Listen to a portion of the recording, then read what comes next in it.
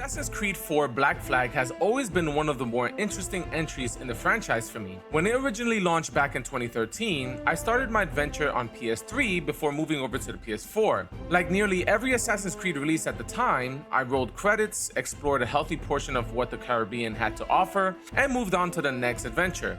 Unlike most of the mainline entries, however, Black Flag became one of the few Assassin's Creed games where I never earned the Platinum trophy. Looking back, that's surprising considering I've gone to Platinum nearly every major release up until AC4 and resumed with Unity. More importantly, I never found myself returning to Edward Kenway's adventure. Nearly 13 years later, time has a way of changing your perspective. I remembered Edward, Blackbeard, naval combat, and a handful of major story beats, but much of the journey itself has faded from memory. Entire missions felt unfamiliar, conversations landed differently, and there were multiple moments where I genuinely questioned whether I had remembered the original correctly. My excitement for Assassin's Creed Black Flag Resynced wasn't driven by nostalgia for pirates either. Pirate fiction has never been a genre I naturally gravitated towards. What has always fascinated me about Assassin's Creed is the larger mythology surrounding the Isu civilization, Pieces of Eden, and the ongoing conflict between assassins and Templars. The announcement of a completely ground-up remake of Ubisoft's latest Anvil engine immediately had my attention because I'm a huge believer in projects like Resident Evil 4 Remake, Silent Hill 2, The Last of Us Part 1, Metal Gear Solid Delta, and the upcoming Resident Evil Veronica. Black Flag always felt like one of Ubisoft's strongest foundations, and I wanted to see what modern technology could do to it. I came away with a much deeper appreciation for Edward Kenway's story than I ever expected.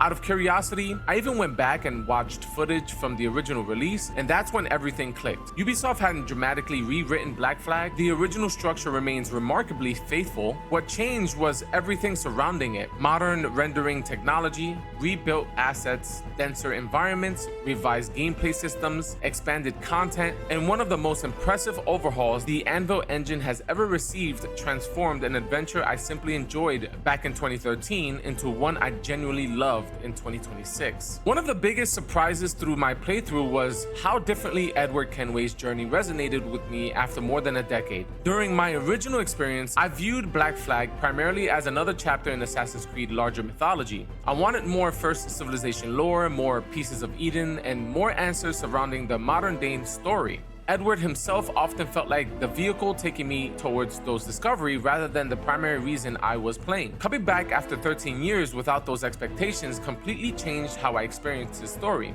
His gradual evolution from self-serving pirate chasing fortune into someone forced to confront responsibilities, friendship, and sacrifice became far more impactful than I remembered. Whether that's simply maturity on my part or the improvements Ubisoft has made in the presentation, I found myself invested in Edward as a character in ways I wasn't during the original playthrough. Ubisoft deserves a great deal of credit for showing restraint. Rather than rewriting one of the franchise's most celebrated stories, Resynced preserved its identity while expanding the world around it. The remake introduces optional Animus rifts that replace much of the original modern-day framework, additional side content, recruitable naval officers, expanded post-game missions, and new narrative opportunities that naturally complements the original campaign instead of replacing it. None of these additions feel like they exist simply because a remake needed new bullet points. They respect what Black Flag accomplished while providing returning players with meaningful reasons to continue exploring. What impressed me the most wasn't necessarily the new content itself, it was finally understanding why Edward Kenway continues to rank amongst so many fans' favorite protagonists. I appreciated his journey back in 2013, but I don't think I truly connected with it. Resynced gave me that opportunity, and by the time the credits rolled, I found myself enjoying his adventure far more than I ever had during my original playthrough. Without question, the presentation is the reason Assassin's Creed Black Flag Resynced exists. If Ubisoft had simply increased the resolution, I don't think the returning to the Caribbean would have felt nearly as special. Instead, Ubisoft Singapore rebuilt virtually every aspect of the world using the latest version of Anvil engine, the same technology introduced in Assassin's Creed Shadows. Complete asset reconstruction, micro-polygon geometry, destructible objects, significantly increased environmental density, Modern material rendering, improved animation systems, ray trace lighting, and expanded environmental detail immediately separates Resynced from the original release. Familiar cities like Havana, Nassau, and Kingston retain their layouts, yet everything else feels richer because Ubisoft finally had the hardware capable of realizing those environments the way they were always meant to look.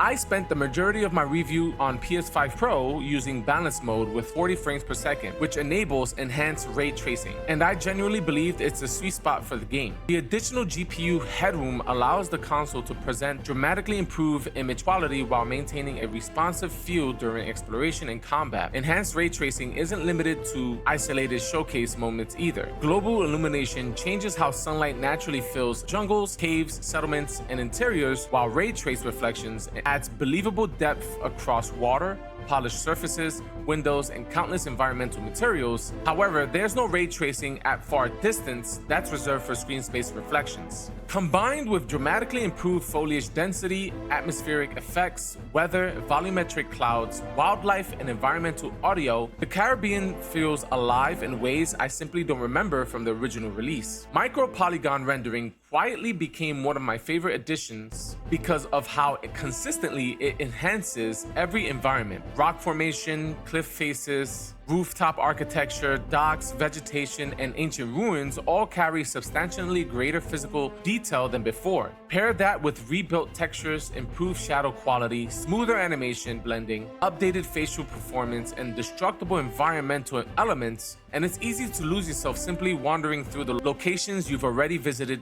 years ago. Traversal immediately feels smoother thanks to improved animation blending and the welcome return of mechanics like back ejects and side ejects, giving parkour far more freedom than I remembered from the original release. Climbing feels more fluid, movement chains together naturally, and navigating cities becomes enjoyable enough that I frequently ignored the fastest route simply because free running felt satisfying again. Combat also benefits from numerous refinements, with cleaner animations, improved responsiveness, stronger enemy reaction, and more impactful environmental interactions, helping Encounter feel incredibly more polished than their 2013 counterparts. Naval gameplay remains one of the strongest aspects of Black Flag, and commanding the Jackdaw still delivers the same satisfying balance of ship combat and exploration that made the original such a standout. Mission design isn't always consistent, alternating between memorable set pieces and objectives that feels noticeably dated by today's standard. Sailing remains enjoyable through much of the adventure, but repeatedly traveling across open water towards newly discovered locations gradually became repetitive, even with fast travel available elsewhere on the map. Resource gathering presents a similar issue. Upgrading the Jackdaw remains rewarding, yet the amount of naval combat required to continually gather materials eventually becomes more of a chore than an exciting gameplay loop. Combat, while significantly smoother than before, also reveals some of the limitation of the original design. Finishers begin repeating, combo variety remains fairly limited, and after spending the last several years with Origins, Odyssey, Valhalla, Mirage, and Shadows, I couldn't help but appreciate how much Ubisoft has evolved the series' combat philosophy over time. None of those issues overshadow what Ubisoft has accomplished with Resynced, but they do keep the experience grounded. This is still fundamentally Black Flag beneath one of the most impressive technical overhauls the franchise has ever received, and I think that was ultimately the right decision. Returning fans receive the adventure they remember,